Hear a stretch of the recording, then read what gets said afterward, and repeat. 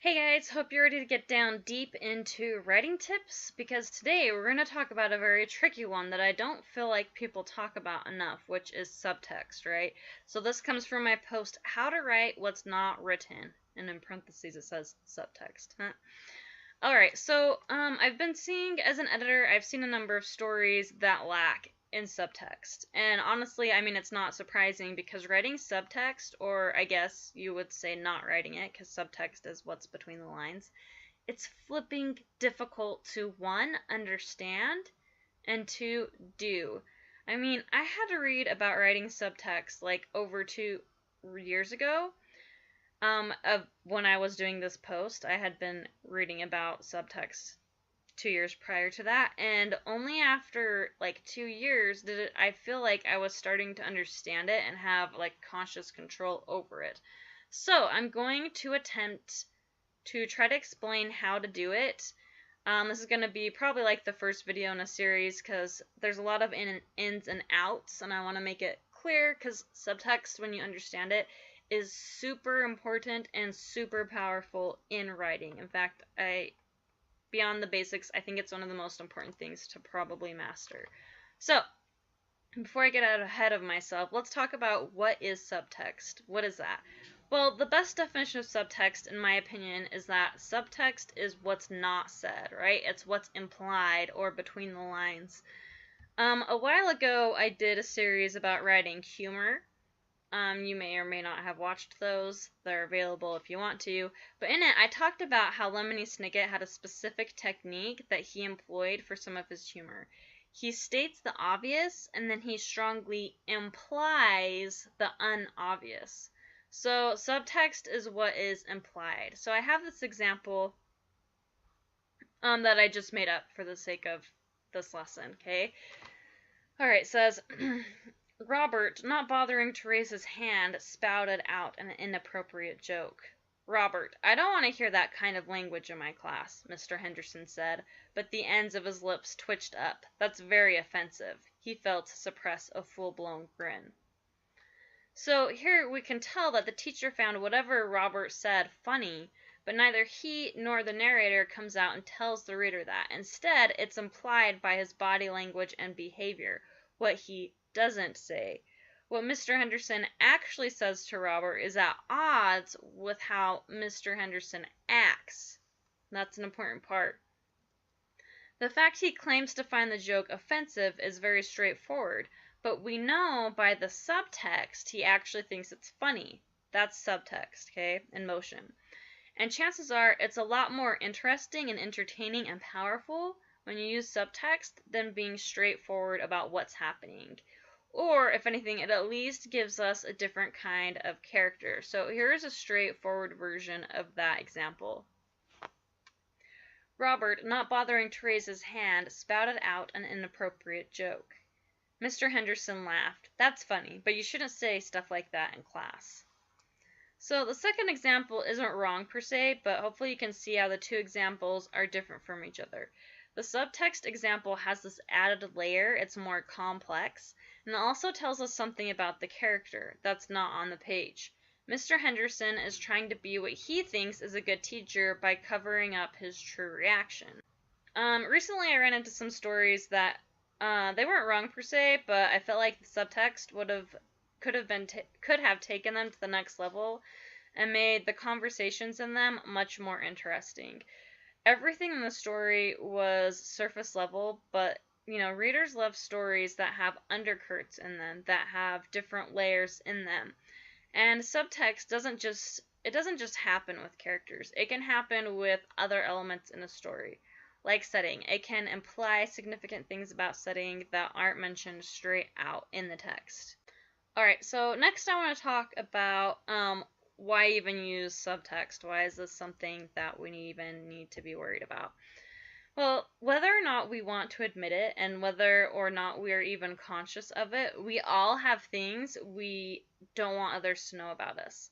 All of our characters do too. So using subtext makes our characters and story feel more well-rounded and realistic. This is especially true when dealing with adult characters. By the time we are adults, most of us have learned not to say certain things straight out.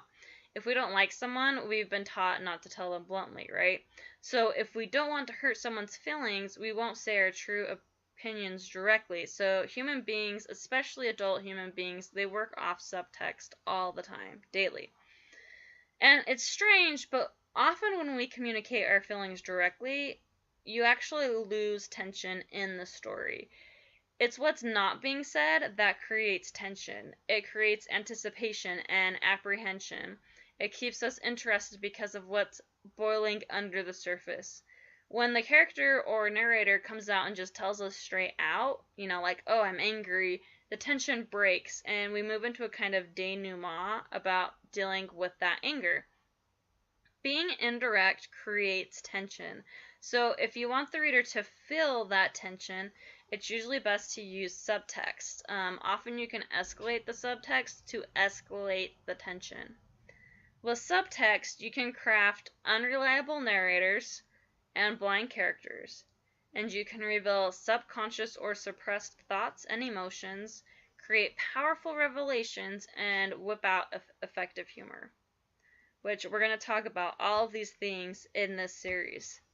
So, how it works. Let's talk about how it works. So in order to understand how to write subtext, I'm going to delve into an example that I think uses subtext very well. Poems and good poems often depend on subtext. That's one reason why you have to read the poem several times to get it. You have to read between the lines. For today's example, I want to refer to the lyrics of, I want to say Hozier's song. I'm sorry if I mispronounced that.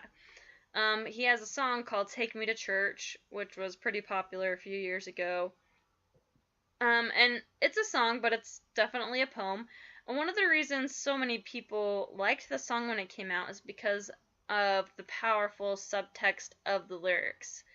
And I'm not going to sing this for you guys. I'm a terrible singer. I'm not a musician. So if you want, please feel free to, if you can't remember the song, feel free to pause this and go find it or look up the lyrics. I'm not going to read all the lyrics because it's pretty long, actually. But I am going to dissect them. So hopefully you're familiar with the song or you've looked up the lyrics, or if not, hope you just enjoy following along.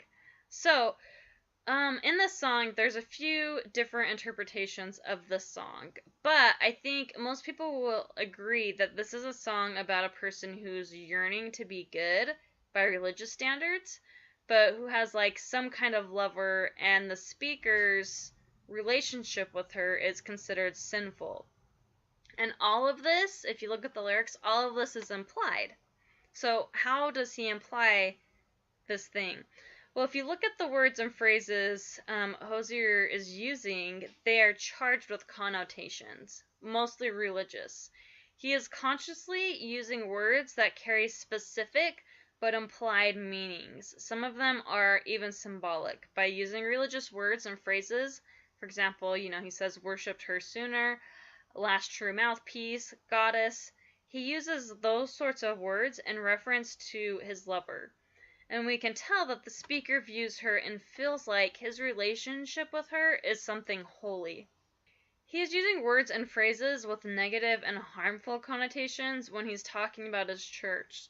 So it's implied that the church's teachings are damaging to him, or at least against what he desires, which is this relationship.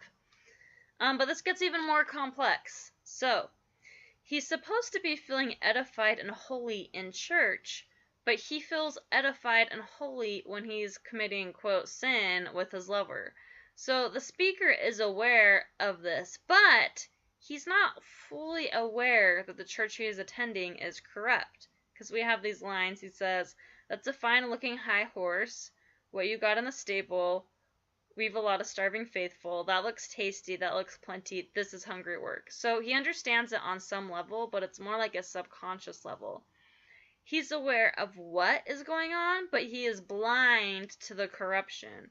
He's blind to the corruption because he has such a strong desire to be good by his church's standards. As is, as you can see when he says the words, command me to be well, amen, amen, amen. offer me my deathless death, let me give you my life. So Hozier creates this effect by pairing contradictions, which I'm going to talk about more throughout this. Let's kind of repeat what I've talked about so it's clear. He uses words and phrases that are charged with connotations. Okay, words and phrases that are implying something. The way he structures his lyrics also creates subtext in where things fit where. Subtext usually uses some form of contradictions of one kind or another. Okay, then this is also important. Subtext happens when the audience comes to a conclusion that explains those contradictions. Alright, so that's what I'm going to get to today. Come back for the next video and we'll get into this some more about actually like examples and how to actually not write, subtext. So follow, subscribe if you haven't already. You can get my latest writing tips at septembercfox.com, but please come back to hear more about how to use subtext. Alright, see you next time.